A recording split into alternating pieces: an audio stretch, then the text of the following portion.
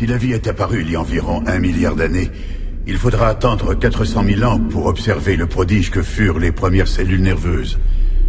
C'est alors que la vie telle que nous la connaissons apparaît, des cerveaux en formation de seulement quelques milligrammes.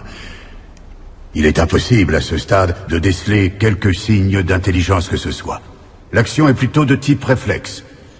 1 neurone et vous êtes en vie, 2 neurones, vous bougez. Et avec le mouvement, des choses intéressantes commencent à arriver.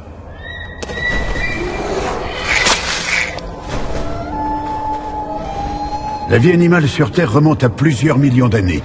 Et pourtant, la plupart des espèces n'utilisent que 3 à 5% de leur capacité cérébrale. Mais ce n'est que lorsqu'on arrive à l'être humain, qui est au sommet de la chaîne animale, qu'on peut enfin voir les capacités du cerveau utilisées de façon plus importante.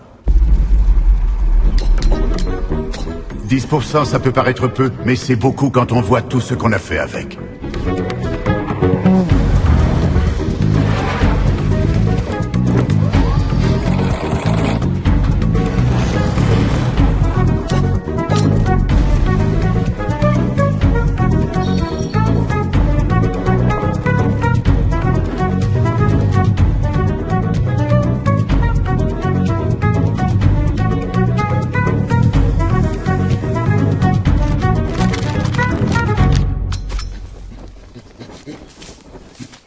Parlons maintenant d'un cas particulier.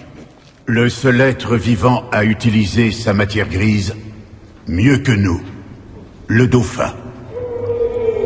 On estime que ce formidable animal utilise près de 20% de ce que son cerveau a comme potentiel.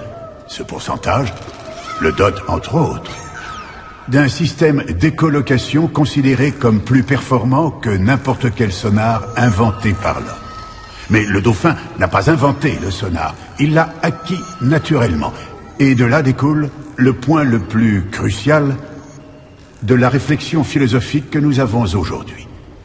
Pouvons-nous en conclure que l'humain s'intéresse davantage au fait d'avoir qu'au fait d'être ?